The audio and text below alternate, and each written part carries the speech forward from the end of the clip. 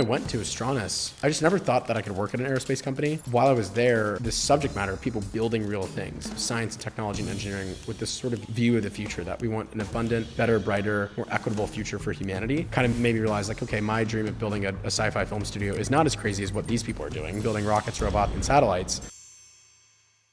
Easily the biggest risk I took in founding the company was hiring all my friends. They were either going to go get degrees or go work and do other stuff, and I was going to go figure out how to found the company and then hire us all back 4 or 5 years later. And we did that. They keep me honest, I keep them honest, and it's just a great thing. It's a blessing. About 6-7 months ago when we met around the office, you had only one office. Back then you were talking about a sci-fi trilogy. Planet, the first part of it came out. 15, 16 months ago, it was just me, no other folks on the team. To today, I think we're like 15 full-time people, a bunch of contractors, fully revenue-based, haven't raised anything. Making our first kind of short film based off the revenues and the pennies we'd save from doing client work. The Making of Planet for me is a story about all the mistakes that I've made. The story ended up being worse, and it ended up taking twice as long and costing probably twice as much than I wanted to originally. Planet's probably the least viewed film we ever make, and then everything else is in theaters. People around the country and the world can watch it. The human species' latest version of philosophy is science fiction.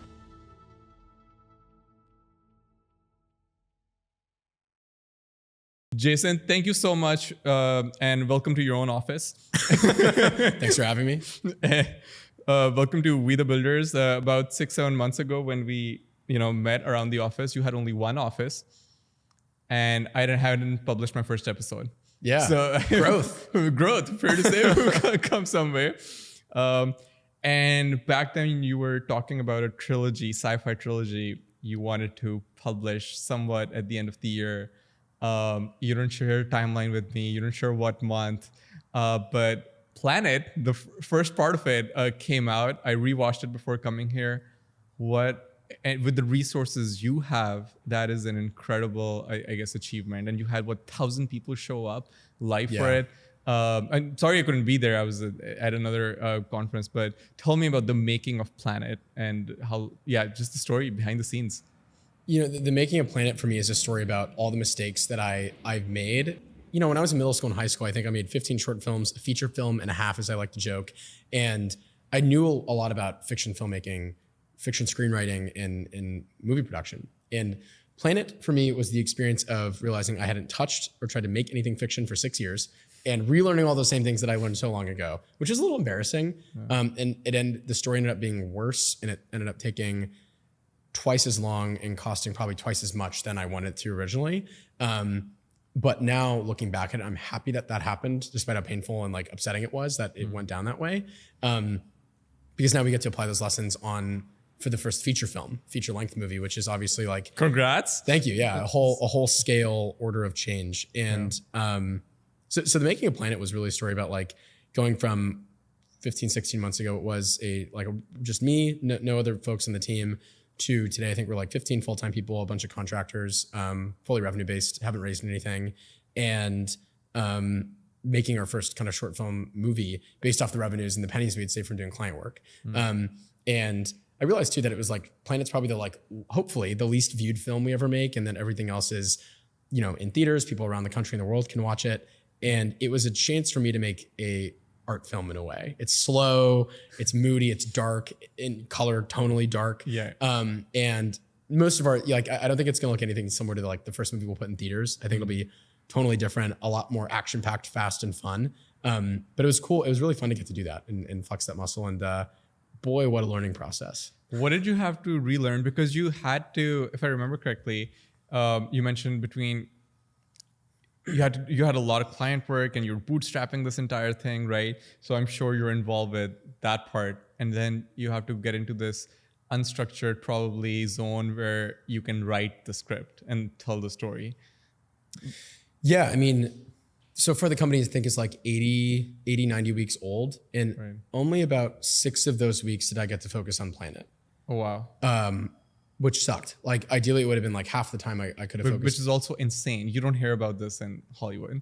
Yeah. Well, but I think in Hollywood, you've got to deal with the deal making, the negotiations, the setup for the movie. But but Planet, from my personal effort, was about 6 weeks of my dedicated, undivided attention time, which was just not enough. And now that our revenue story is a lot more exciting and the company's growing a lot, I'm able to spend way more of my time writing and focusing. And I think the reason it was hard was just that writing really good fiction stories is just hard. It is some mix between an art and a science, and the science part of it, or the understanding the formulas or the things that make other movies work or stories work, isn't a science. It isn't this like clear taught thing. It's a matter of the soul and the heart.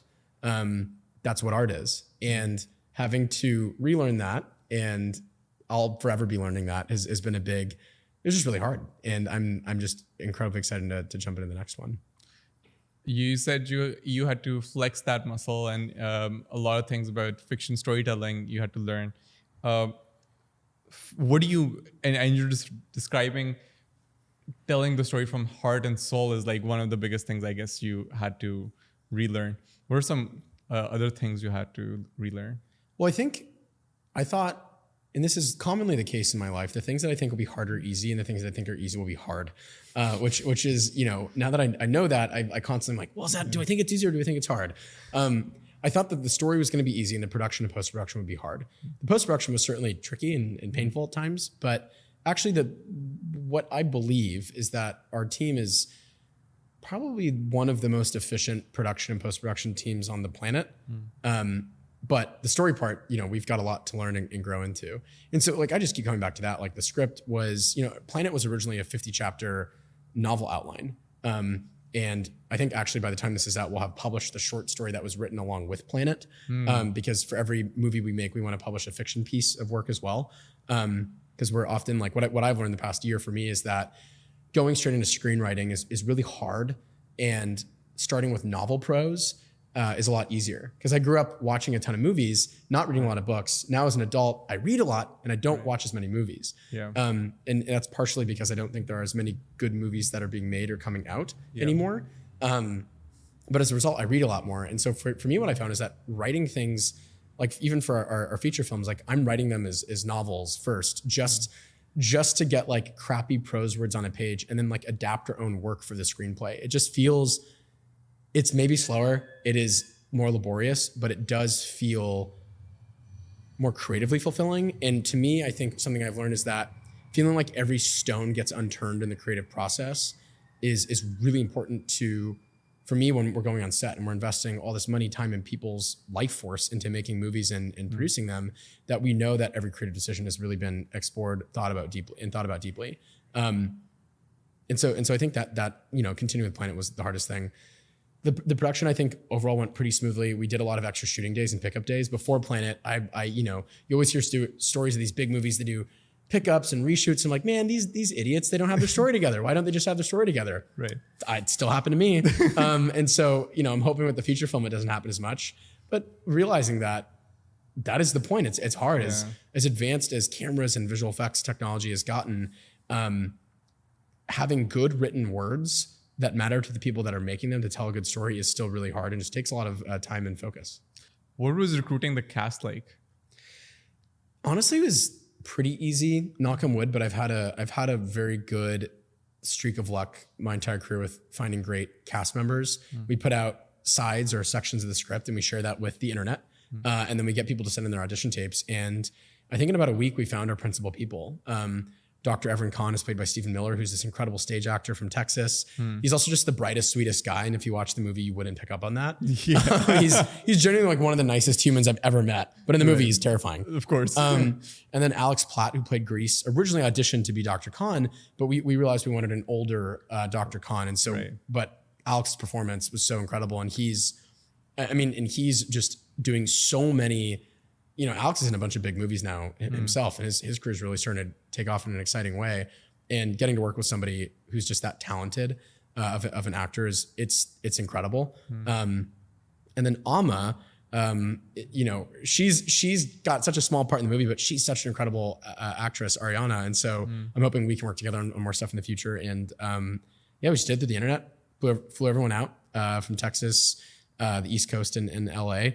And how long were in town? How long was the? It was about a week. Principal photography was about a week, and then we did 2-3 days of pickup photography, and then we did maybe 3 to 4 more days of like little snippets of things we needed around the city of the Palace of Fine Arts. We got a statue made for the movie, so we filmed the statue at the Palace of Fine Arts of Grease's character, and a bunch of little pickups like that. Yeah. And you funded the entire thing like from out of pocket. Out Yeah, of pocket. from the revenue of the business. And overall, like if you do the math on the budget, we spent around $100,000 on the movie, which is a lot for a short film. And it was like a lot just to spend out of pocket from the business's revenue. Yeah. I thought we were going to do it for closer to $40,000 or $50,000. That's what I said. It took longer and was more expensive than I wanted it to be. But still, if you multiply out the quality, maybe double the visual effects shots, quadruple or triple the length of the movie, it's a feature length film that's, around $1 million to produce. And so, most of Hollywood's innovation in the business models that you've seen over the past 30 years are about movie studios coming in like Blumhouse, A24, and Neon, and maybe Camp Studios soon, coming in, and they're able to make really good artistic movies that are low budget, low scope. And as a result, they're able to make a lot of them, place a lot of bets without risking the business. And then one kind of like a venture portfolio pays for the rest.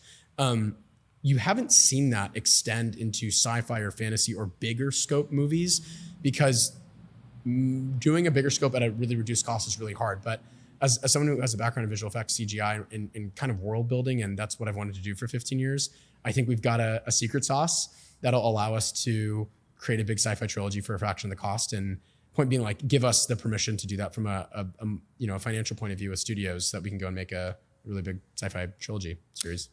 I saw one of your early interviews with Ty, which was at Astranis right before you quit.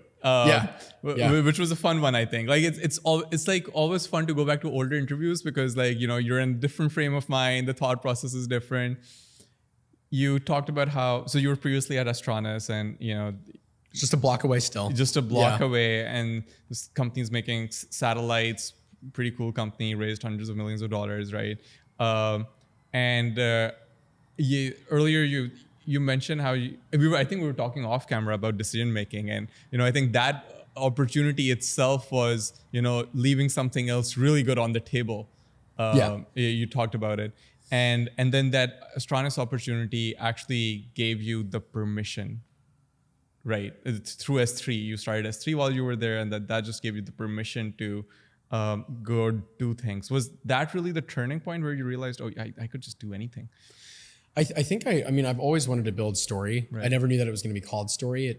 Whatever film production company I had through middle school through now there's been like 7 different names.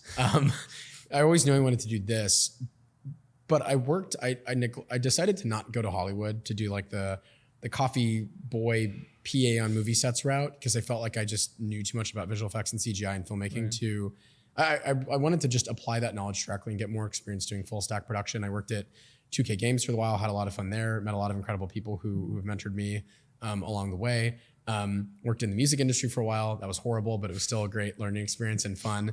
And then almost went to the ad agency world at a really exciting agency, and then ended up at Astranis instead. And I'd never met, music industry, ad agency, video games, really cool subject matter, really cool stuff, but it never captured me in my, it never just as a subject matter captured me. I thought it's always, I never, the goal since I left high school in 2018 was always to make a sci-fi short film or, a fantasy film on the nights and weekends, but I get so absorbed in my work that I wouldn't ever get around to doing it. And because I loved my work that I was doing there.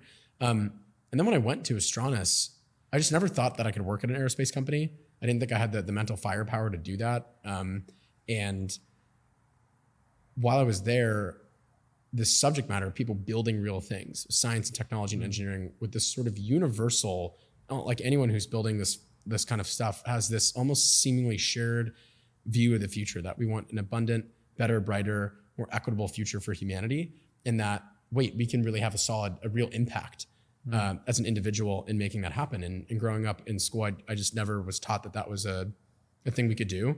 I think the story to Gen Z, which I'm a part of, has been like, climate change is cooked the planet. You're probably going to die in 50 years. All the great space stuff that happened before you in the Apollo era and stuff is done.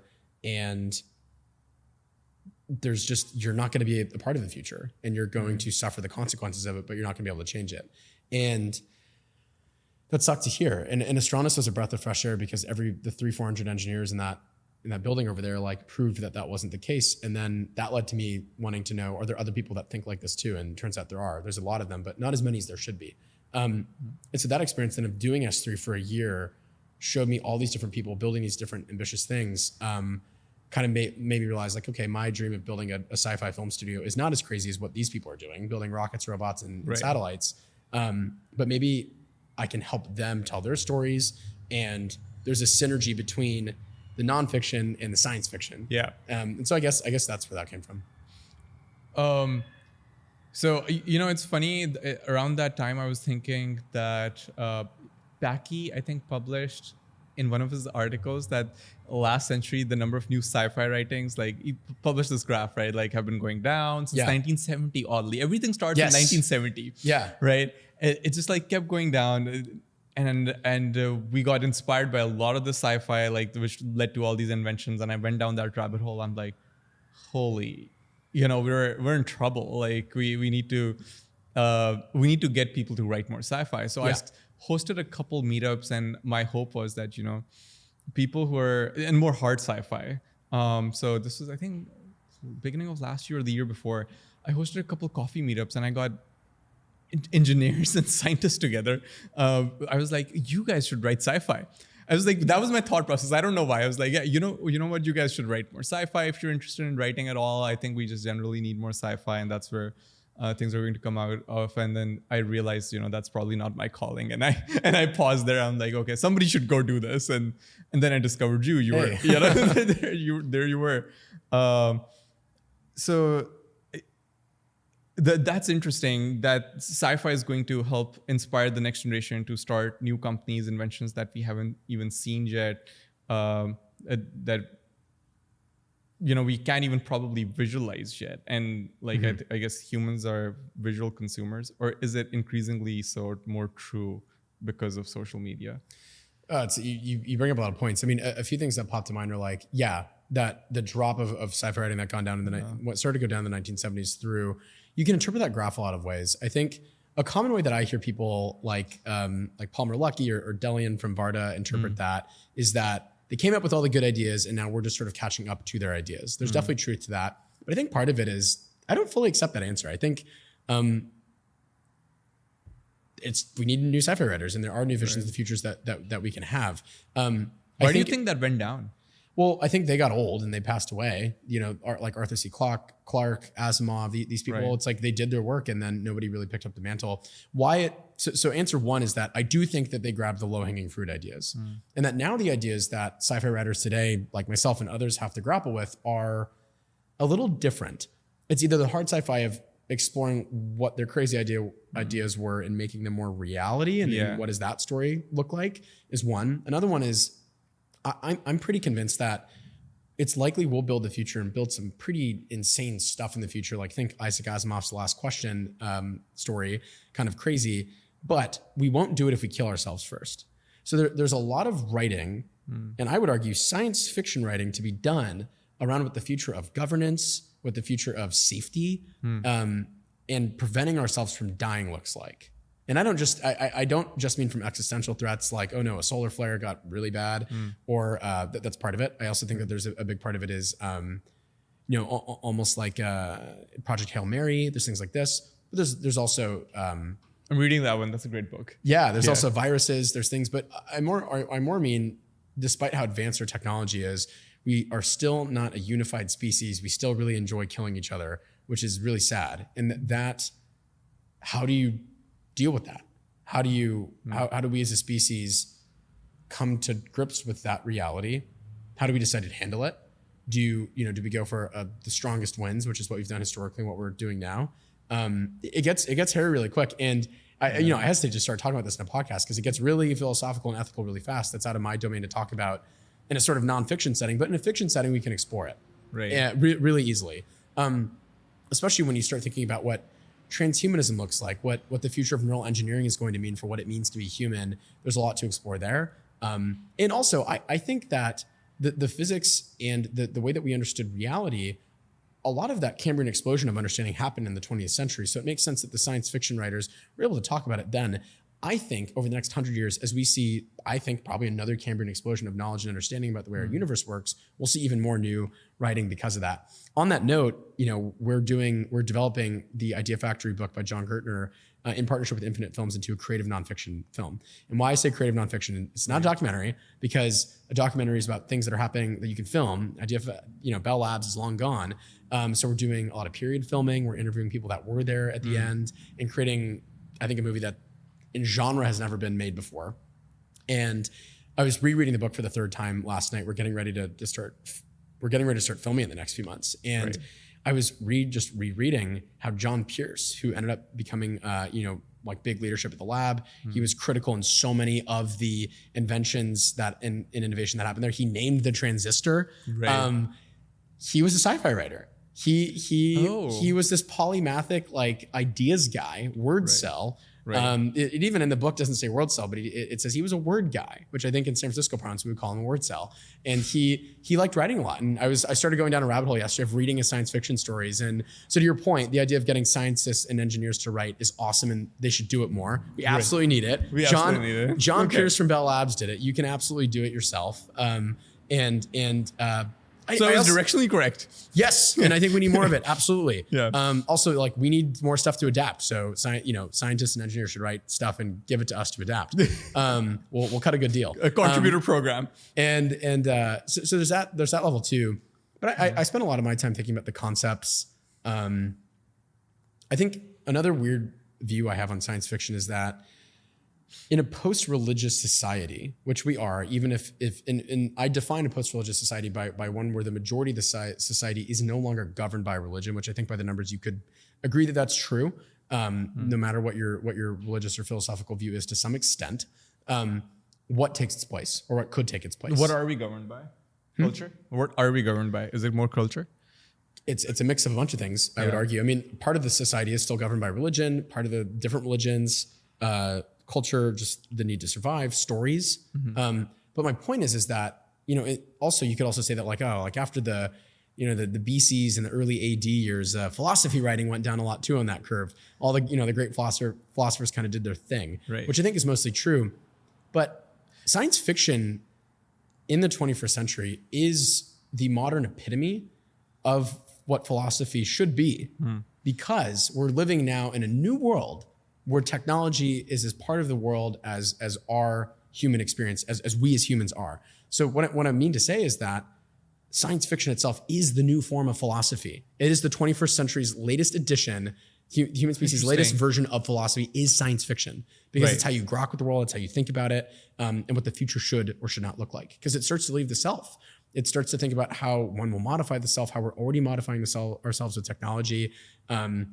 So we'll look back at this era and, we'll be, we're looking for the Socrates of this era, but when people from 2300, 2400 look back, at this time, they'll be looking at this science fiction storytellers as the Socrates of this era, right? Whether that's the Asimovs of the world or... It'll be the people who have impacted the world the most, I think. Right. So the people who are building companies, and this is not to say it's just companies, but there are a lot of people who are building companies that are very philosophy pilled. Right. This is obviously the Founders Fund Mafia.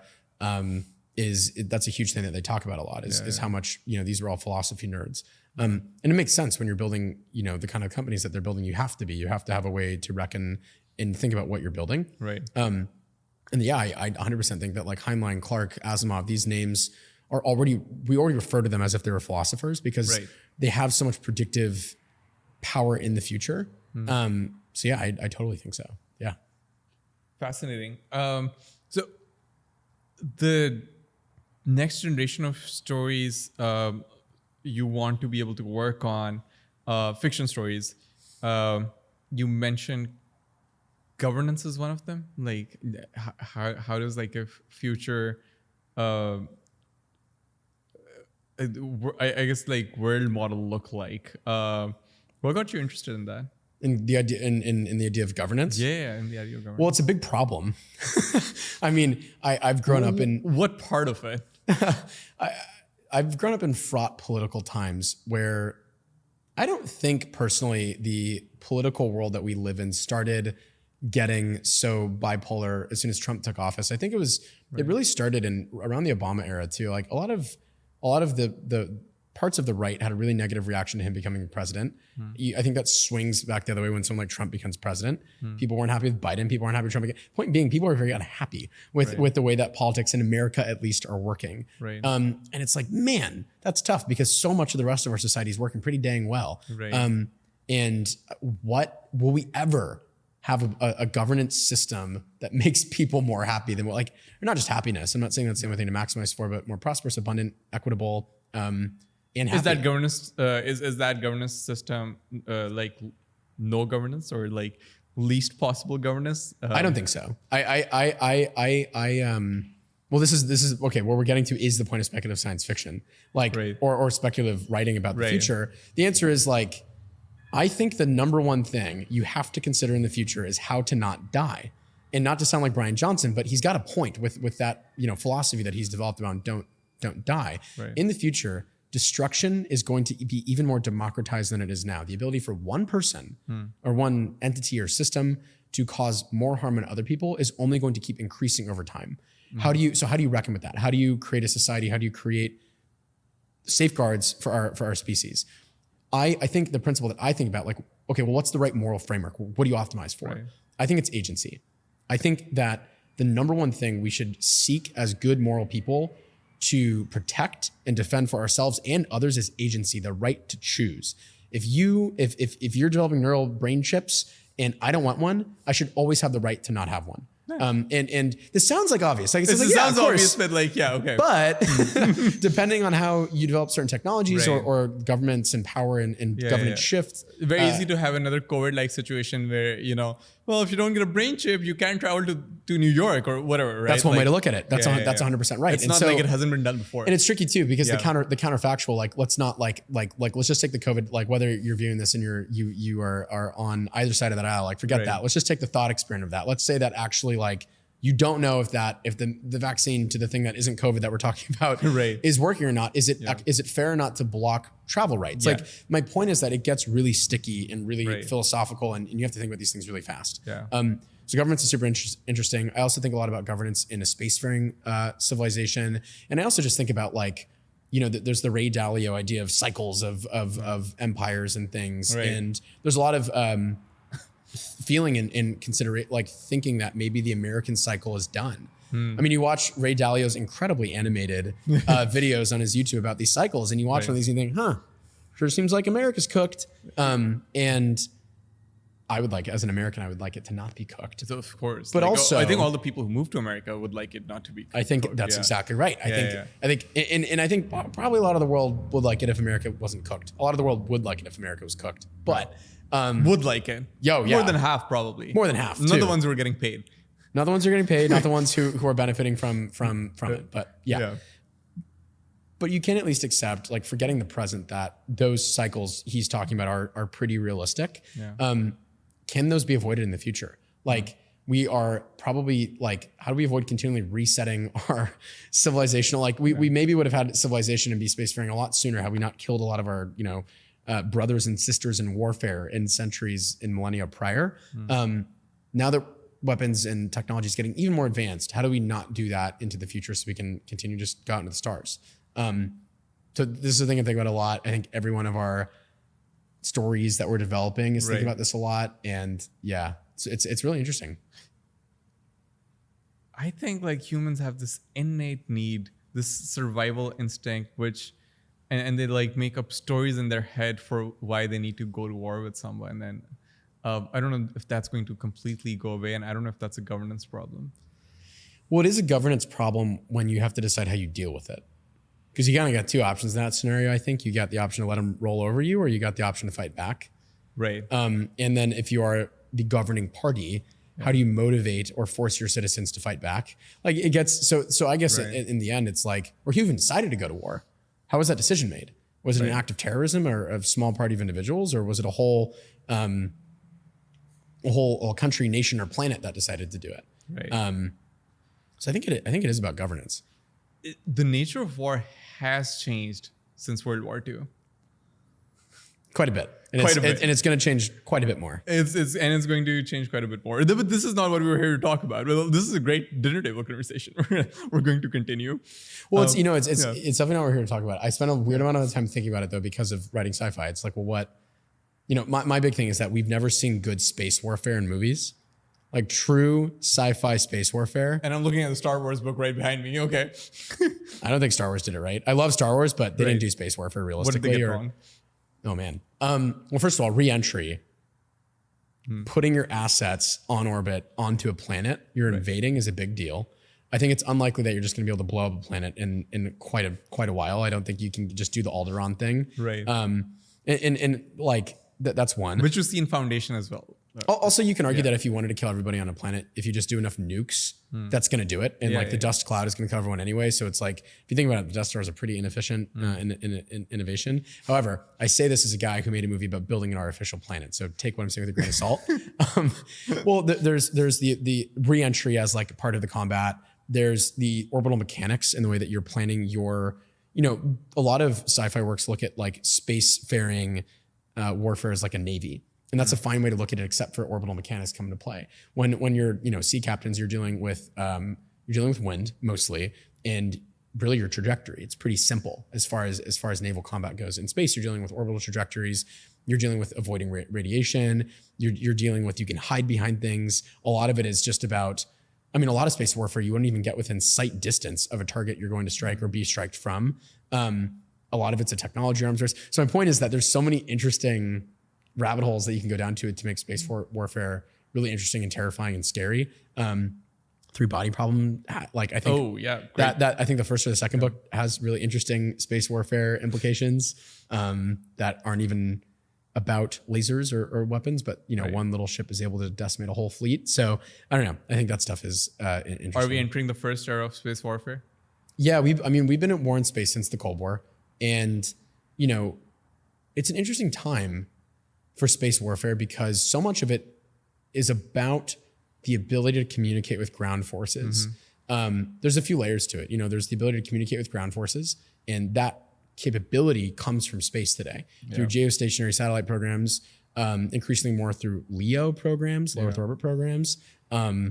There's now also, whenever you're launching an ICBM, it is going through it's going up and out of the atmosphere, partially to orbit, sometimes not, and then coming back down. The ability to deter that could come from orbit. It's like it's the final frontier of warfare too.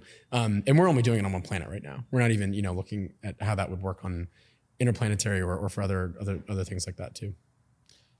Are we going to have a colony on the moon in the next 25 years? For sure. I think we're gonna have a colony on the moon next. China will have a colony on the moon in 5 years. Will America? That remains to be seen. I'd like us to, but currently we're not winning that race. What happened in the last 50 years? Financialization, I think. And financialization is definitely what wrecked American industry and building things. I'm not as educated to have an answer on what wrecked American government. It's easy to say bureaucracy, but you could say why don't we build things anymore? Like that's a big part of our industry problem in the reindustrialization movement. And you can majorly point that to financialization, chasing a lower production number and giving away trade knowledge and tribal knowledge, which in the short term seems fine, but in the long term means, you can't build stuff. On the government side, I don't know what that is, but I think majorly our slowdown of government-led public space progress has come a lot from, I guess, just mismanagement and bad management of NASA. But it's tricky too, because it's like NASA has to report to the president, and that changes every 4 years, and it's very hard to have a vision of the future when you need continuity. Exactly. That's a really painful reality. And also NASA's original progress from founding to putting a man on the moon in 11 years happened because of this wartime threat and fear, and we lack that a little bit now. But then there's the bigger question that whether it should be the prerogative of the government anyway, maybe to even go to space or the moon. Yeah, maybe it should be open competition, have private companies go at it. In a way, it's an interesting dual-sided coin. On the one hand, I'll sit here and be like, give the money to SpaceX, give the money to Blue Origin. However, a lot of the 80 cents on the dollar in NASA is given to Lockheed Martin, Boeing, Bechtel, Northrop Grumman. These are private organizations. Right. So how do you draw the line between those ones? And obviously there's more advanced ways to do that, but yeah. I guess, SpaceX was able to make its way through. They had to sue the government a couple of times, but they were able to make their way. And I guess they proved that they can compete in that market. You mentioned you've studied the Idea Factory, and you made the entire documentary on Bell Labs as well. And I'm sure you read, Clay Christensen's book on how we got to now. Have you read that one? No. No. Okay. But why do you think these big bureaucracies continuously fail, and do you think in the AI era it's going to be the same outcome? I don't have enough of an opinion on why big bureaucracies fail or what's wrong with them. Yeah. Skunkworks was a successful program. Lockheed Martin was still a big company back then, right? 100%. I think there's a lot of motivation there. I think from what I've seen, there's a lot to be said for a great program director. And then above the program directors, really, really great directors of departments or research labs. Mervyn Kelly in Bell Labs, the director of Skunkworks, what was his name? I'm blanking on his name. Oh, shoot. Legendary guy.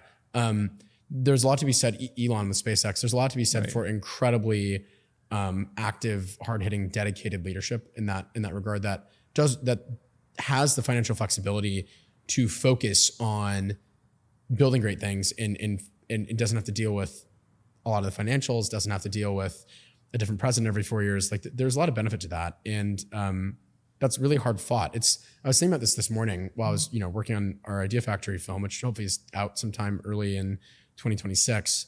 And yeah, Mervyn Kelly just didn't have to worry about a lot of. Well, he was really worried about the antitrust thing and getting broken up, which did happen. But he did create the environment where a lot of the people under him didn't have to worry about that. And I think there's so many. I've got a short list of who I think the modern day innovators of our time really are. And it's interesting, a lot of them have to be focused for a lot of their careers on how do I create a castle or a fortress or a moat for myself to actually get to do the real science work. Right. I can think of there's a few examples of this I can think of, and they have to burn anywhere from 5 to 15 years of their life back solving into this financial freedom. Get to a point, yeah. To the point where they can then go and do the science projects, the basic research and the applied research to go and do that. And it's a shame. And do you think it would be a better idea to have them under a Google X sort of a project where they have the capitalization and the autonomy to go build the things they want to build? Well, I'm not sure. And the incentives. Well, I'm not sure because Google X obviously did it, and a lot of it didn't work. A lot of it did work. You have Waymo, you have a lot of things like that. Right. But a lot of these get intermarried and muddled. Waymo wouldn't have happened if it weren't for the DARPA self-driving challenge. That was an amazing effort from Tom Khalil in the U.S. government. What I can say that's interesting is really deeply studying Bell Labs. What made Bell Labs work so well is that they had infinite money through this monopoly that was AT&T. You have to have cash flow from somewhere, whether it's the government or the taxpayer or incredible financial returns in the private industry. You have to have some crazy cash flow and then choose to do this basic and applied research department. Right. And basic and applied research till the cows come home doesn't work if there isn't some grand vision that you are chasing to give it a little bit of focus. And that's what I think people often overlook at Bell Labs, who say, we want to build a new Bell Labs today, is their goal was to build the unified system connecting people in the country and around the world to fast, affordable telephone service. Everything was to serve AT&T. Everything was to serve that mission in AT&T they're in. And it's a broad mission, and it gave them a lot of research freedom. Yeah. But at the end of the day, it did reveal mostly science breakthroughs and inventions that were in direct service of that goal. And so there's that aspect. There's also the question of are all the good ideas and the easier ideas gone? And that may certainly be true. Yeah. It does seem like the 20th century was about basic research and applied research. The 21st century seems like there's a hell of a lot of opportunity in applied research and creating products for the world, the market, and the individual that can be used from a lot of that basic and applied research. Also, if you look at these critical reindustrialization sectors like energy or even space, a lot of the technology that's being commercialized is from 60s, 70s, 50s, which is the concept of it is, yeah. And then it's gotten more modern, yeah. And then but it's just absolutely mind-boggling how much of it did come from Bell Labs. Solar cells, lasers, CCDs, the transistor, basic programming languages like Unix and C. I mean, God, it's just so much. Wireless communications, like it's easy to like forget all the things. And a modern satellite today or a rocket has all of those things on it. I think that's fair. I think there's more to it. I think it wasn't just like a basic research organization or a fundamental research organization. They had, from what I've read about their org structure, because that's what interested me more, they had like weekly mission alignment meetings and daily stand-ups to align like all the researchers towards like their commercialization goals. I'm not aware of that being true. I'll fact check that, but I don't know if that's true. I think in general that maybe the upper management had it, but the actual researchers were kind of left alone to do what they were working on.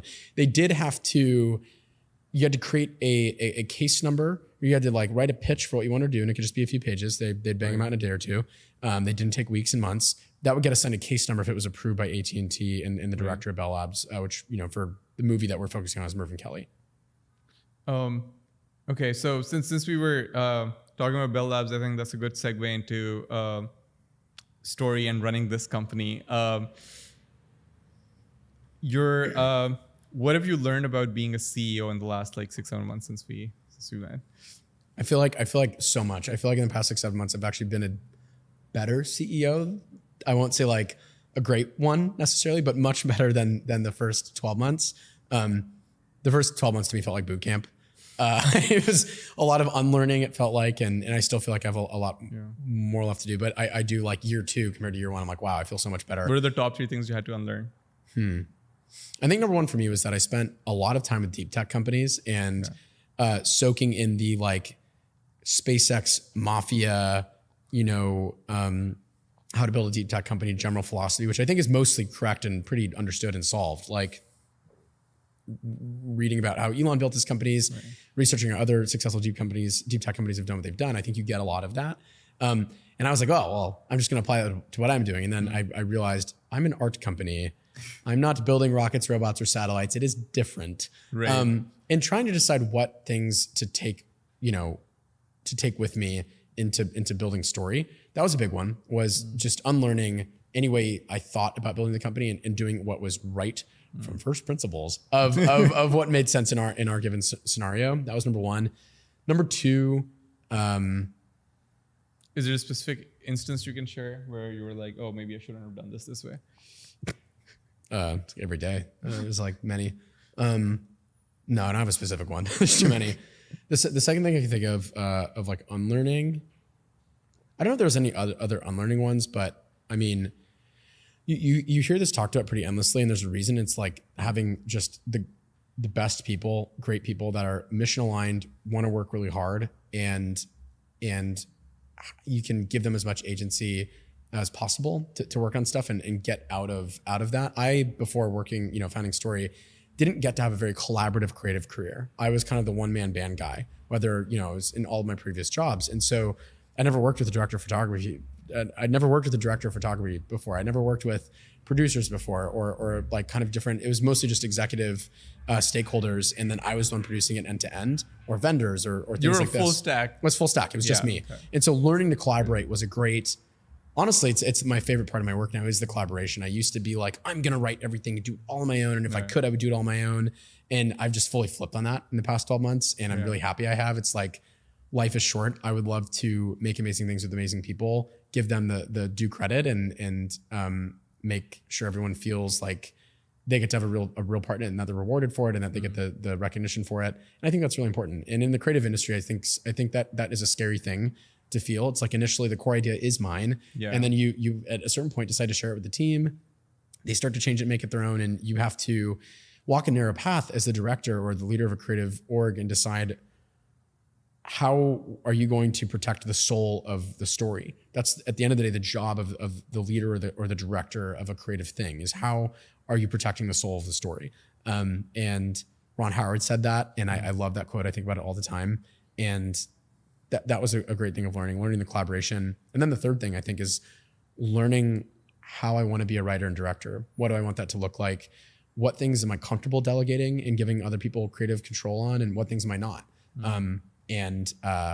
Yeah, I think a mentor of mine told me that my job recently was to hire exceptional people who were good at either one of two things, being scrappy or doing the best work in the world, being really high quality. And then I teach them the other one. Right. And, I think it was the founder of Costco said that if you're not spending the majority of your time teaching, you're not doing a good job as a leader. And so I think a lot about that is like, who my team's good at being scrappy, who my team is good at being quality, and how can I teach them the other one? And I have a lot of fun doing that. And everyone on the team, I think, is just like me. They want to learn as much as they can. And I think we all wish we had more time to learn. Yeah. But yeah. How do you go about doing that? Is it like weekly all hands, or or is this just a lot of one-on-one time? I haven't done an all hands. We haven't done an all hands in maybe 4 months. We've been so busy. And do you think an all hands is a waste of time? It was when we were doing it. In general, no, we should be doing them, and I keep shirking them off. No, we should absolutely be doing all hands. But sometimes I think like if people are aligned on what they're working on, and we're such a small company still that like we're 15 people. We have 2 rooms. We can go talk to each other back and forth and send Slacks and get on the same page really quickly. Yeah. And we're going so fast and doing so many things, and we need more people on the team. And we don't need 30 minutes of me yapping and explaining the company vision right now. Like we just need to go execute. Right. And so in terms of how I look at the teaching or the learning aspect, it's on the job in a lot of ways. Either there are people now, there's like, the kind of first cohort of people on the team that have been working here since the start, and they know a lot of what works, what doesn't. They've experienced a lot of the pain. They've learned what I like or don't like, and what quality does and doesn't look like. And so now they're able to start teaching people too. And a lot of it is learning on the job and making sure that when we're doing a project, there's enough space and time to let someone new try something out. And if they don't nail it, which they often don't because what we do is hard, that we have the time to teach them and show them, the correct way to do it, and that they can learn from that. But we teach on the job and learn through doing. I want to talk about the early team because I met Maxi when I was like here, I was just checking out where his shoe last week. Some of these are your closest friends from school. Yeah. Middle school. They have a lot of dirt on me. I have a lot of dirt on them. They need to remember that. That is wild. How did you think about who you wanted to start a company with? Okay, this is easily the biggest risk I took in founding the company was hiring all my friends. And I remember for a solid 6 months, I was like, was this a mistake? Was it not? And like, I can confidently say now, a year and a half in, it was like the best decision ever. They're amazing. I mean, Maxi, Kevin, Jeff, Caitlin, these are like day one people for me that I've been friends with since middle school.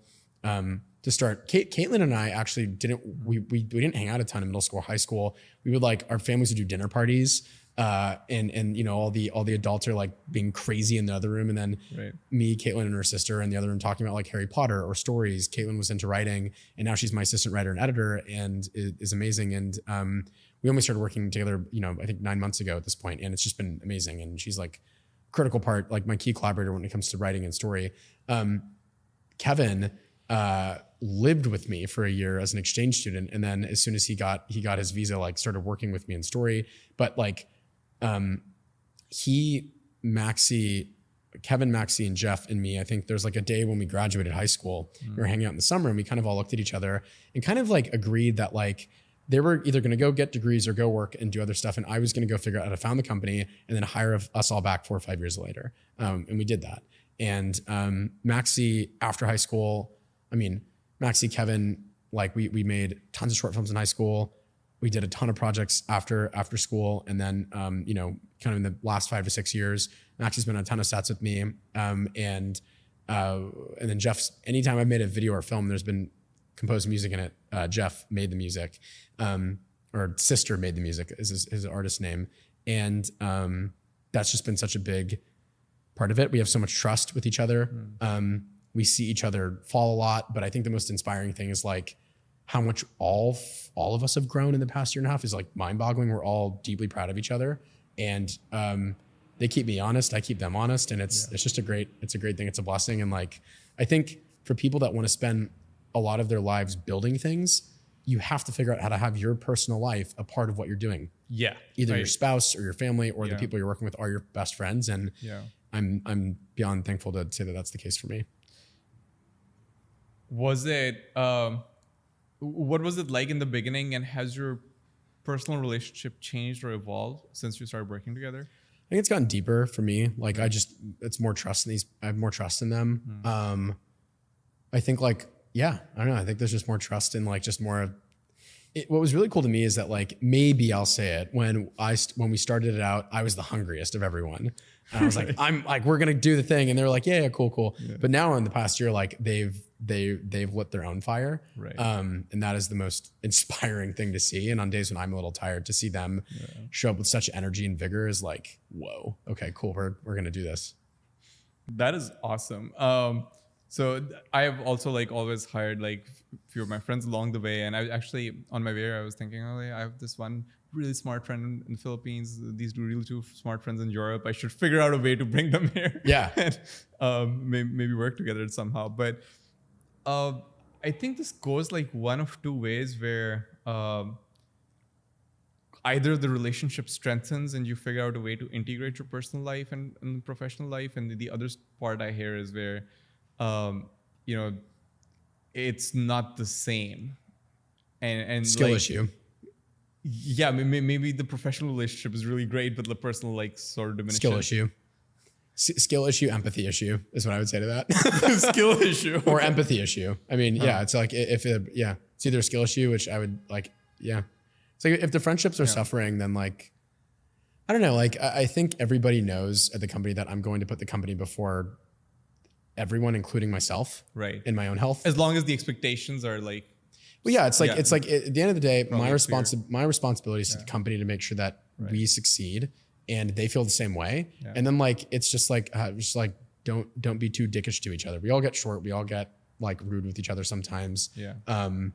Just talk it out.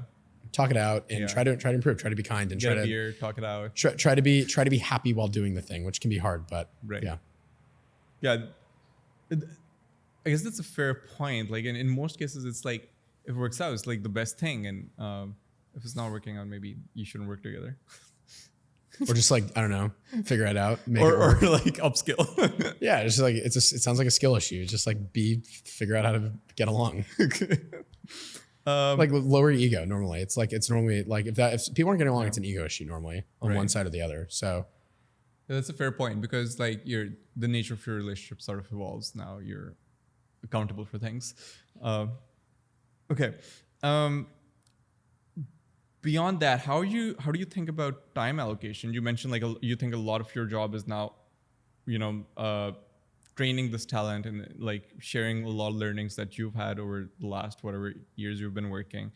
And then part of your job is also, chief screenwriter, storyteller, spending as much time on that as possible. But you told me you spent only 6 weeks of it developing talent, right? Which is still almost nothing compared to, what you could spend on it. So how do you think about allocating time to all these different projects? And majority of your revenue still comes from client projects. Like if anyone has listened to this podcast has been on Twitter, tech Twitter, especially right in the last year or so, they've probably seen a launch video that was developed by you, right? Yeah. Whether that was the American Dynamism Summit by Andreessen Horowitz this year, where the vice president spoke, or that was cool. That was cool. Right?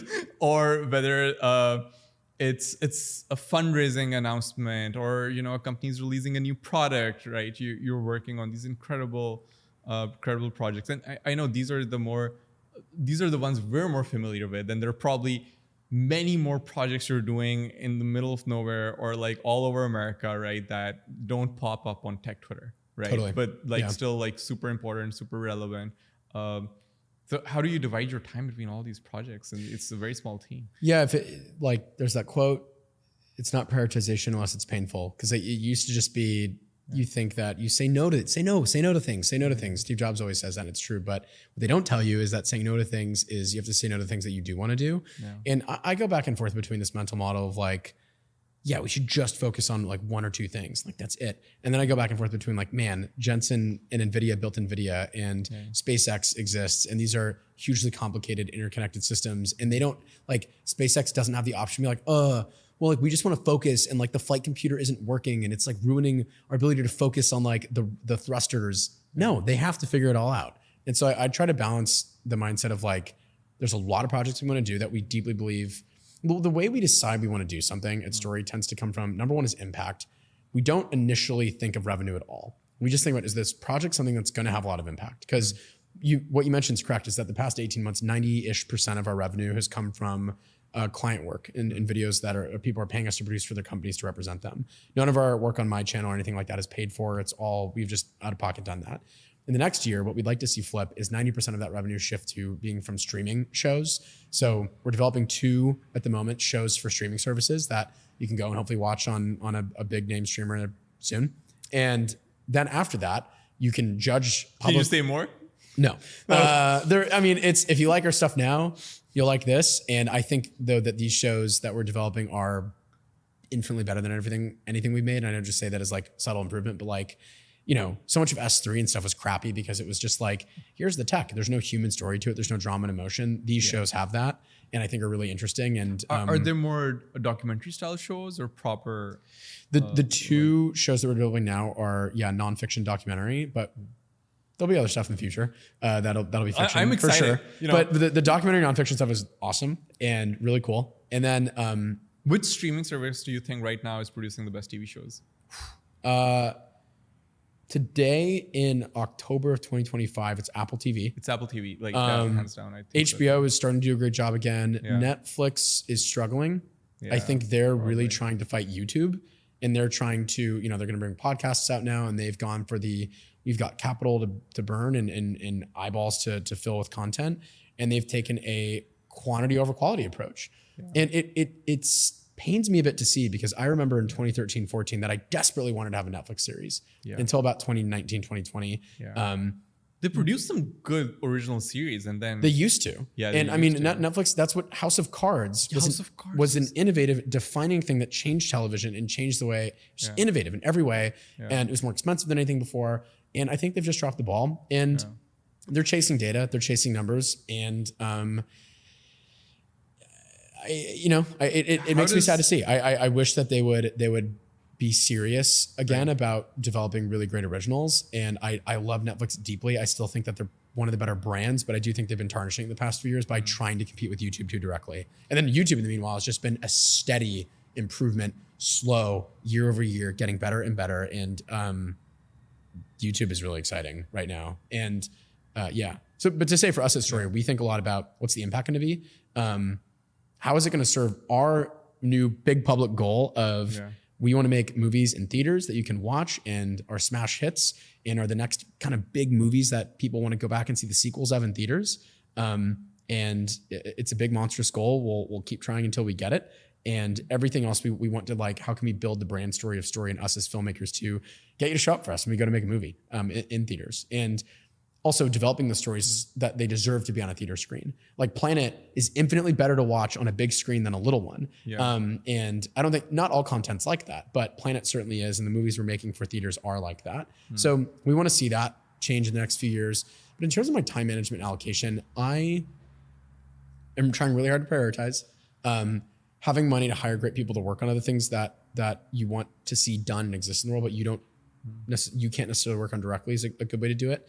And mainly it's like, what's the number one goal? And like, are we marching towards that fast enough? What's interesting is that creativity is a slower process than engineering in some ways. It's hard to rush it. Creativity is a lot more like science in the sense that, like, if you're doing basic research, it's probably applied science. It's like a nice mix. Like, you've already discovered the fundamentals of like what makes a good story good, but now you're trying to find the unique new concoction to make some new thing and solve this new story problem you're dealing with. And it's, you can't always rush it. You can't accelerate it. So I'm spending about like anywhere from 4 to 6 of my hours per day writing. The rest of the time I'm in meetings, working on the team on various projects. And then I'm just fighting for more and more of that time. Writing is probably where I'm going to spend the majority of my life doing things, because I'm not going to be able to direct all of the movies and the stories that I want to tell. Right. I'll have to work with other really talented directors to do that. And I'll just be the one that writes it and produces it. What makes, like, you were primarily, this full stack filmmaker, right? And during that time, you're probably not writing and got rusty, right? So Yes. how did you decide that that particular skill deserved, right, most of your time allocation, and that you could be a better writer and tell stories uniquely compared to, you know, anyone else you could hire? Yeah. Well, that's a really good question. I originally got into filmmaking because I wanted to avoid writing. It's hilarious. Which is, you know, hilarious and ironic. But like when I was in 5th grade, my 5th grade teacher, Mrs. Hayes, was like, okay, you can either write a book report or you can make a video about the book. And I was like, the video sounds like it'll be easier than the writing. And now ironically, I spent 6 hours of my day writing, and I do love it now. I think what I realized is that the reason most stories are bad is not because of bad production or post-production, it's because of bad writing. And I'm very interested in making great stories. And so if I'm serious about that, I should be writing. And that's where that came from. How I realized I could get good at it was being inspired by great people that came before me who weren't writers and then they became them. I was really, really inspired by Pierce Brown's story, the author of Red Rising. Like, I don't remember what he did before writing Red Rising, but he was like, I think just, you know, a normal dude. He was not like, you know, he wasn't writing at the age of 5 and like just producing literary greatness. You know, he really killed himself over Red Rising. And then you see his writing style improve and evolve each book. And like, God, it was so inspiring to see that. J.K. Rowling and her story is super inspiring. I mean, I could go on. Like, I love authors. I love writing. And it made me realize too that when I fell in love in sci-fi, outside of Interstellar by Christopher Nolan, was through reading sci-fi books. And it was the ideas in those books that changed my mind about the way I see the world and the way I want to operate in the world. And I was so moved by that it made me realize, like, yeah, I want to be a writer. And I had to really think about it quite hard in the age of where words seemingly have less value because of social media and LLMs.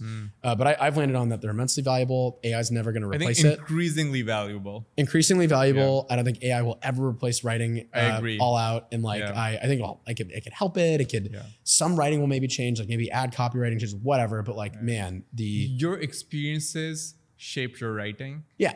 And, you know, currently you're experiencing the world. So your experiences shape your writing. And like, that's a huge part of it that you bring up, is like so much of our nonfiction, our science and technology storytelling directly inspires the writing. I mean, the feature films in the books we're writing right now, like we wouldn't be writing them if we hadn't made the films we've made. If we hadn't, you know, there's a neuroscience feature film we've been making for a year that we're remaking right now. And like that, the feature film wouldn't be what it is if like we hadn't made that film. Yeah.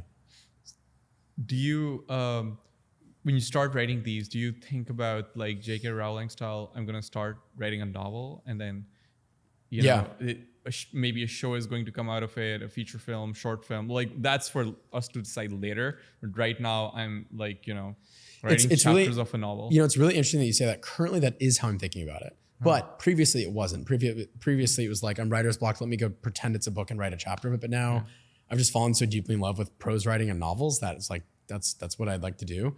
I don't know if I'll ever publish them.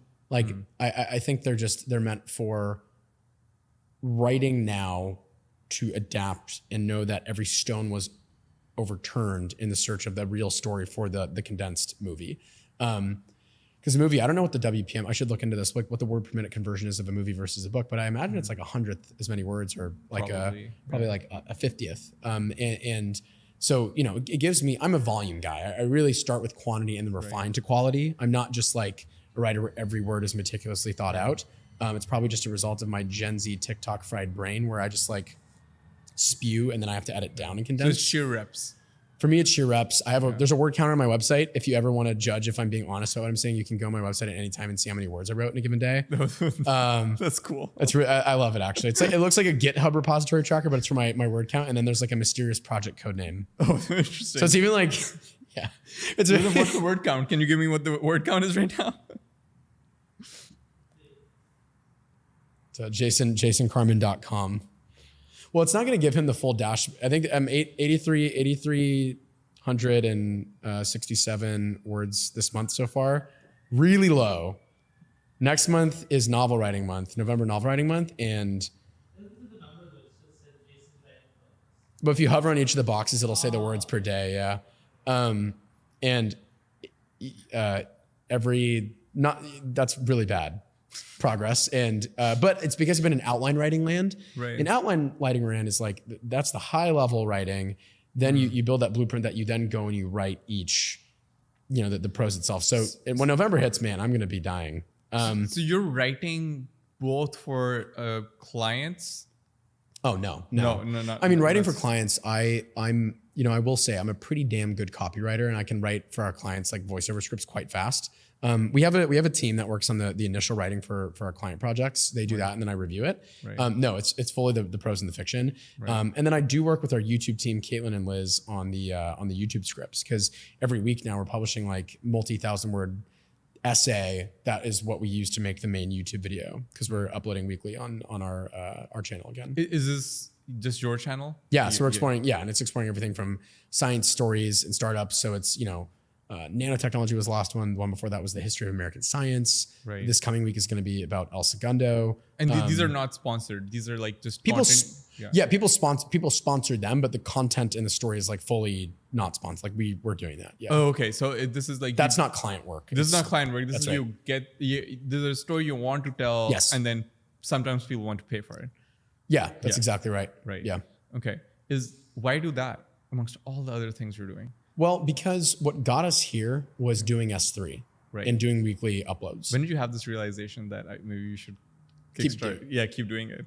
Like 2 years ago. I mean, just no, specifically like the YouTube one. Like I should keep doing this. Like 2 years ago. Oh, okay. Like if you're gonna like how are we gonna be a movie company in 2025 that isn't making marketing content? How are we gonna make movies and expect people to show up in theaters if we don't have millions of followers? Fair. In 2025. Right. If you're going to go direct, like you need where's your following? Like where's your stuff on there? It's that, but that's part of it. The strategic reason. The other reason is because it forces me to research. These YouTube videos are me trying to, what is the cutting edge in nanotechnology? What is the cutting edge in that's what that channel is all about. It's like, what is the cutting edge? And I'm trying to use the network I built and the knowledge I have to research even farther and deeper into what's going on and tell stories about that. And so, yeah, I'm just excited. It's probably one of my favorite things to do every week is focusing on those stories and researching them. And originally S3 was just every week a crappy mini doc in the field. It was really cool and special, but it lacked depth and seriousness of research. And this new stuff is really all about what is really going on at the edge. And if you want to get a master class, I shouldn't say master class, but if you want to get educated as quickly as you can on what's going on, these are more educational frontiers. than entertainment. They're meant to be research nerd snipe bait, where I'm hoping the next Richard Feynman or Marie Curie is watching one of these and is like, oh my God, I never heard about nanotechnology. This is the coolest thing ever. And then they become the next big thing in that space. So I'm trying to psyop young children into being interested in science and technology and engineering with these videos, and speed run in as condensed as a format as we can. Here's what the cutting edge is. How long are these? Like 15 to 20 minutes. Okay. Here's the cutting edge of a field. Look, it's actually not that advanced at the moment, which is kind of true, not true, and get people to trick people to going. Like you could do a lot. There's a huge opportunity. You should go maybe look into this. Yes. Yep. That's the idea there. I didn't realize you. And then that's also a big part of my creative process and theory is that I have to gather a lot of source material, raw source material for the fiction. Right. And that comes from the real research of what the cutting edge of the science is. Right. So it feeds, everything compounds, basically. Yeah. Yep.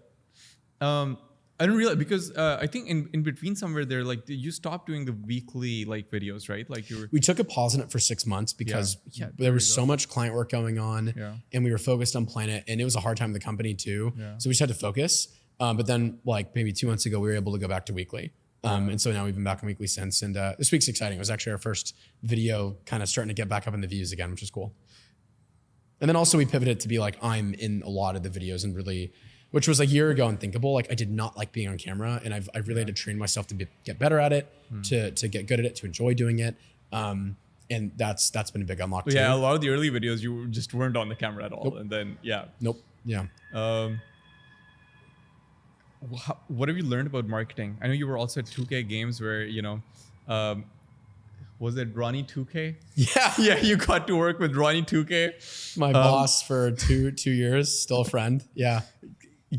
Yeah. So what have you learned about like viral marketing? Like, what does that even mean? Is that, My story, like Ronnie's, and I think like most others, is a story of like you put in the reps for many years, and they can be big reps, little reps, doesn't really matter as long as you're putting in the reps, and that eventually gets you a following, an audience, and the permission to have people's attention. is it literally just reps? I don't even think it's actually like, well, yes, but it's not reps. Reps is sort of saying that the practice of the thing you're repping is becoming more refined and that skill is value, but that's not really what it is with marketing. I think this is slow growth marketing. It is you are uploading consistently and consistently building audience and a cadence and building a habit with your viewer. And most people don't do that. For YouTube specifically? Everything. Everything. I think I don't, it doesn't matter. It's like, are you publishing a Substack, tweeting, tweet threads? It doesn't matter. I think it's just the consistency. You're saying it's purely publishing consistency and cadence and an obsession to trying to make it better. And an obsession to try to make you do those two things, growth. and like anywhere from 3 months to 3 years, you'll hit it. It is a science. It is like guaranteed. So you're not even sharing, like there's no active sharing, there's no marketeer in the company right now. This No. Publishing cadence. Publishing cadence. And then that's what you've always done. But yeah, and I mean, 2 years ago it was like had 0 followers. My Twitter 2 years ago had 300 followers. And now I think our total followers is like somewhere over 200,000, which isn't that many for 2 years. Like we've been kind of slow, but like that consistent cadence has built us this audience. And we heard it a lot too by not uploading for a period of time and changing the show direction so much. Like I really went through a crisis of like, what kind of content do I want to make on this channel? And the other thing is like you have to. So what's the trick or what's the secret to doing that consistency? Yeah. Is what you're doing something you could see yourself doing for 10 or 20 years? Right. And if the answer is yes, great. Yeah. If the answer is no, think about it harder. And if you're even wondering if the answer is no, then the answer is no. Or you've got to evolve the idea more, which is, it's a hard truth, but that's what I've learned the hard way. That's interesting. What's the process of evolving those ideas? Like, how do you go back and look at, maybe like, okay, we're 3 iterations in, we probably need to do something differently. On an individual story or the channel individual strategy? Channel stories. On the individual story, it normally starts off from if I just get excited about an idea, it could be in the middle of a meeting or I'm researching something and then I blast it off in a voice memo or a text to Caitlin or Liz on my team for YouTube. If it's fiction, I just record it in my note system. For the meta channel strategy, it's like soul searching. And it is, I think, that deep and spiritual. It requires journaling, talking to people, or being willing to continually change the strategy. But yeah. What things have you changed your mind on, like 180? In the last 6-7 months since we met, or like since you started the company? Probably the biggest one is that being a total hard ass with your team is not like just unrelentingly is not a great strategy. It also just doesn't feel good. So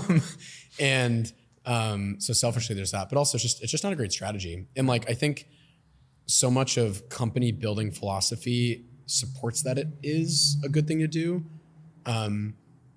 And I'm not saying you should be like Mr. Sunshine and Rainbows and, or Mrs. like you did great when someone did bad, but I think there is a balance. There's a balance. And I think the intention to try to be kind and honest and clear rather than harsh and just reactive. I think that's a big thing I want 180 on. Anything else that pops up? No, nothing I can think of. No. Okay. Just like focusing is I mean, it's just I continually am surprised and shocked by just how important focus is on a single thing. Well, on that note, you're launching a new company soon. Maybe, probably, maybe, hopefully. How do you think about these different pursuits you want to be on? And then you clearly have like a lot of ambition and a lot of things you want to accomplish. And even I think when we met, before story happened, you were telling me how you went down a rabbit hole on a completely different education oriented idea. Yeah. Right. Yeah. And I'm still not seeing, and what I said to you was that like the reason I didn't So I'll do it in a few years if I don't see anybody that's done it yet or done something better, and I still haven't. And maybe we'll end up doing it. But well, this new thing we're considering doing isn't like a brand new it is a brand new company, but it's not. It's very related and in parallel to what Story's doing, and the two companies would like on day one be signing a commercial agreement together and be working together. And it's it's related to making movies cheaper and better. Like that's all I can say now on it. I do like in the rest of my life would love to build other things, whether they're companies or nonprofits or working in different fields of government. These are specific like science. I'm thinking of like the Vannevar Bushes and Mervyn Kellys. Like that would be really cool to if I was smart enough and had the right opportunity to do that. That's something I would do in a heartbeat. If Story's doing really well and our movies are crushing and inspiring people. I don't know. I want to affect a lot of a change in the world. I get a lot of joy out of it. Work is my play, and I guess that's how I think about it. And then it is so much about finding the best people in the world, and then looking at how you can enable them to do great work and aligning them around a vision and a strategy. What is the impact of these stories? And I think like maybe when you started doing this at Astranis, it wasn't as common, like all these launch videos or product launch, whether that's like company launch videos or product launch videos, feature announcement videos. All of this wasn't as common. The stories weren't as well told. That wasn't the playbook people were following. But I think like it's gotten way more noisy since in the last year or so. It's gotten really noisy. I think. Yeah. But like, what's the impact? Like, there's probably a good reason why people picked up on it. What impact did you see in Astranis? It's interesting. I mean, I think Astranis, the work we did at Astranis, like Astranis was one of the first companies to start making a lot of video content. And they had that, ambition to create a content creator and bring that person in-house that ended up being me. And I think it's like the Roy O'Mara innovation curve where digital video has been around for a while. But it's like, at first it's really overvalued. And I remember being a filmmaker and being like, oh, how am I going to get a job? And now we're finally starting to see the rest of the other industries catch up to it being a really exciting big deal. It turns out video is a really easy way for the average person to get excited about something. Like you don't always want to read a blog post or a technical essay or a fundraise announcement. It's much more fun to watch a sexy thing that has the brand look and captures the people in it, and it sounds inspiring, makes you feel something.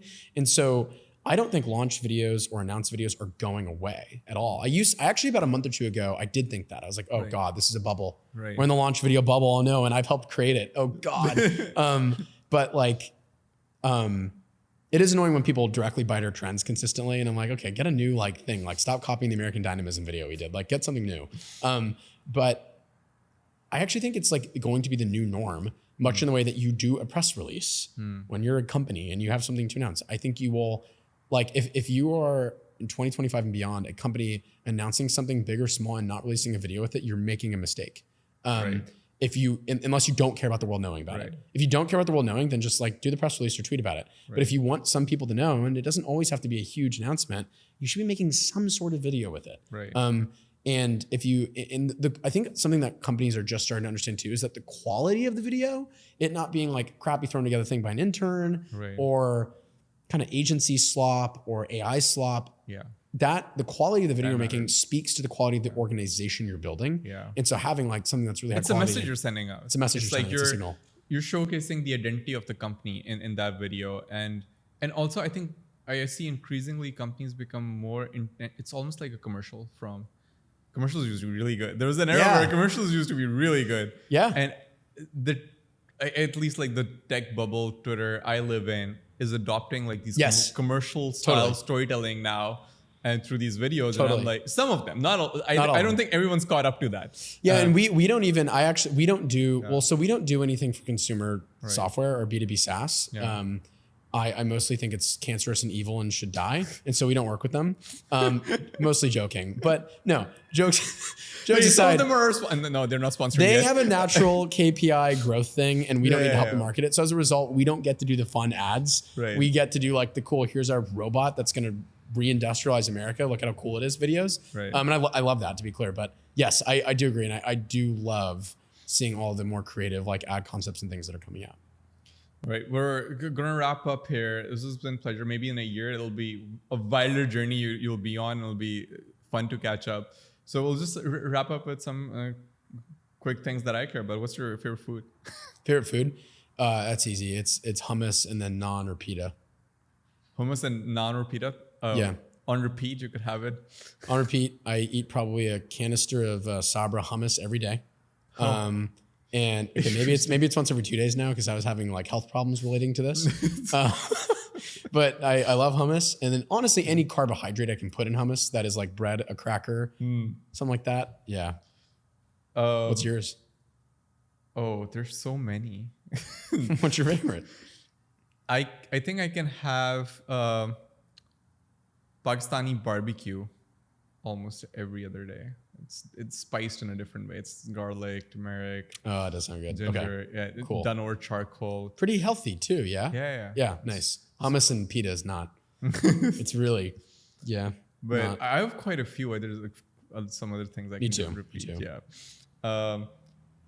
What's the best book you've read recently? You mentioned you're back on Idea Factory by John Gertner in partnership with Infinite Films and Story Company, coming to theaters Q2 of 2026.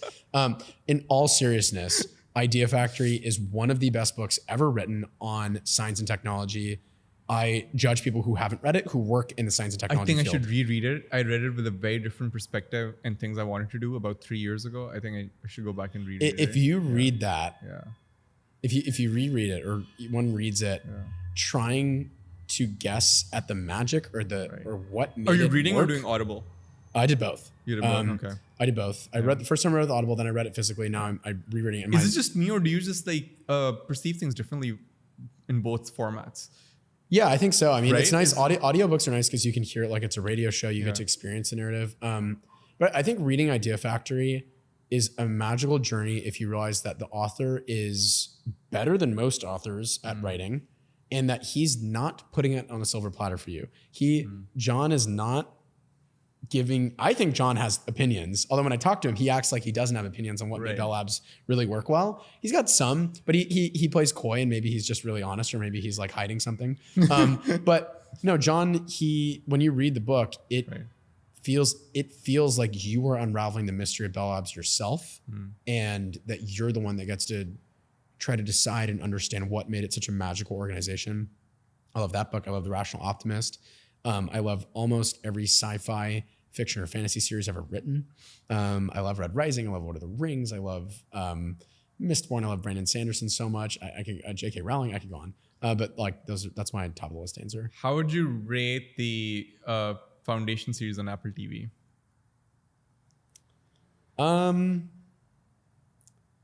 I hesitate with questions like this because there's my gut reaction as a viewer, and then there's my reaction as a filmmaker. Yes. So I'm getting your reaction as a filmmaker, not as a viewer. Copy. As a filmmaker, I think they could have done things differently. And I don't think it hit the mark of what the books did. And it is beautifully done from a production perspective. Right. My God. The sets, the light, everything's great. It feels a little plastic, a little polished. It doesn't feel like it has all the same character, texture, and tone. I think the acting's amazing. The writing itself is good. That's what's interesting about it. Yeah. But I do think there's something left to be desired in the just the way the show feels. It just, as a viewer, I felt that where everything is really good, but then something I can't pinpoint what it is. To but me something too polished. Is missing. The Emperor, I love the casting as the Emperor. Yeah. I have more critical opinions on it too. But overall, I love that they're doing it. What's your favorite? I have a similar feeling to The Expanse on Prime. I think Expanse missed the mark quite a bit too. I think Expanse just didn't have enough money in their production budget. It feels like when I watch that show, I'm like, they should have given them more money, maybe. But yeah. Well, what's your favorite sci-fi show? Show, not movie. I know my gut answer, but it's not. It's like popcorn sci-fi. It's not like real hard sci-fi. But I think it's Westworld's okay. But I was gonna say Stranger Things. I really like Stranger Things. Westworld's probably the right answer. I kind of get a little bit bored watching Westworld in some ways, but incredibly done show, masterfully done, really great. I like that show a lot. I prefer Game of Thrones more and House of Dragons more from a show You're a perspective. Game of Thrones guy. Oh yeah. Oh. My God. And House of Dragons too. House of Dragons is so underrated. Also, my God, like House of Dragons is like so well done. And I like that it's a little bit less dark in a lot of ways than Game of Thrones is. And Game of Thrones is a slower, more subtle adult show. And I really enjoy House of Dragons. Yeah. Is Interstellar hard sci-fi? Interstellar, I do not think is hard sci-fi. Yeah. And a lot of the aerospace engineers I've talked to about it were so excited because they marketed it like it was going to be. Yeah. I call bullshit on that. I don't think they did that. I think they just marketed it as a movie. Missed the mark on that. But they it's hard sci-fi up until the point of going in the black hole. And then the only thing that kills me from a science perspective about that movie, overall I love it. I buy it. It's one of my favorite movies. I cry when I watch that movie. I got to watch it again in IMAX 70 millimeter the day before we started shooting Planet, and it was like magical. Across the street from the filming location, which was so cool. There's a moment when they're like at the event horizon, which keep in mind is like the most gravitational point in like the galaxy really at that point. And then he turns on the thrusters to go faster. And it's like, those thrusters aren't going to do shit when you're at the event horizon. Anyways, so, but overall, I think it's amazing. And I like, that's how softer sci-fi should be. I'm also like, story's going to make both soft and hard sci-fi. Yeah. Like we're going to make both. And like, I think the nerds need to calm down a little bit about soft sci-fi. Just like go into it knowing it's not soft sci-fi. It's going into it knowing it's soft sci-fi and like chill out. Like it's okay. And also another thing I like gripe about with the hard sci-fi like attackers is like people are like, oh my gosh, The Martian is hard sci-fi. It's like, no, there were a ton of errors in that book, which is fine. The point is take a chill pill. Yeah. It's okay. Not everything. It's a story. Yeah. Like take a damn chill pill. Part of his entertainment. Well, Jason, it's been a pleasure having you on. It's been so fun. Well, I can't wait to see what you do in a year.